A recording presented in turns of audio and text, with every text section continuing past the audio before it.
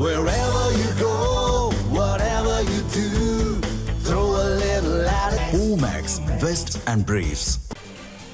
டெண்டர்களில் வெளிப்படைத்தன்மையை உறுதி செய்யும் வகையில் அனைத்து டெண்டர்களும் ஆன்லைன் மூலம் நடத்தப்படும் என தமிழ்நாடு அரசு தெரிவித்திருக்கிறது.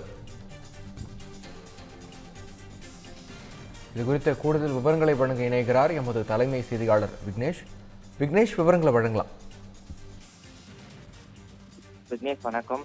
சென்னை மாநகராட்சி நகர் நிர்வாக இயக்குநரகம் மற்றும் பேரூராட்சி இயக்குநரகத்திற்கு தமிழக அரசினுடைய கூடுதல் தலைமைச் செயலாளர் ககன்தீப் சிங் பேடி ஒரு முக்கியமான சுற்றறிக்கையை அனுப்பியிருக்கிறார். அந்த சுற்றறிக்கையில் நகராட்சி நிர்வாகம் மற்றும் குடிநீர் வழங்கல் துறையினுடைய ஒப்பந்தங்களில் வெளிப்படைத்தன்மை உறுதியாக இருக்க வேண்டும் என்ற ஒரு அறிவுறுத்தலை வழங்கியிருக்கிறார்.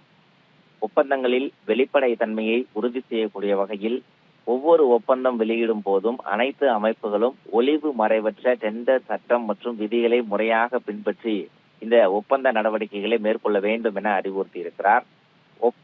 ஒப்பந்தங்களை சமர்ப்பிக்கக்கூடிய நிறுவனங்களிலிருந்து கள ஆய்வு சான்று மற்றும் உபகரணங்கள் சான்று பெற அவசியமில்லை எனவும், முன்வைப்பு தொகை, பாதுகாப்பு தொகை உள்ளிட்ட அனைத்தும் இணையதளம் மூலமாக மட்டுமே சமர்ப்பிக்கப்பட வேண்டும் எனவும் அவர் அறிவுறுத்தி இருக்கிறார்.